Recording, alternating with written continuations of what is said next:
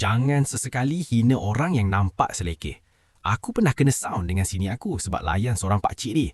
Rupa dia memang marhain habis. Baju pagoda, kain plekat lusuh, pakai selipar Jepun je masuk showroom kereta mewah tempat kerja aku.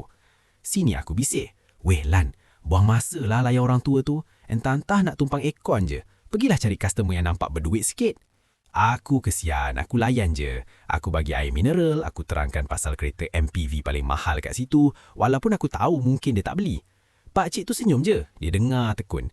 Tiba-tiba dia tanya, "Dek, kalau pakcik nak bayar penuh hari ni, boleh bawa balik terus tak? Ini hadiah untuk anak pakcik baru habis belajar." Tenganga sini aku kat belakang. Rupa-rupanya pakcik tu jutawan tanah Felda, cuma jenis tak menunjuk.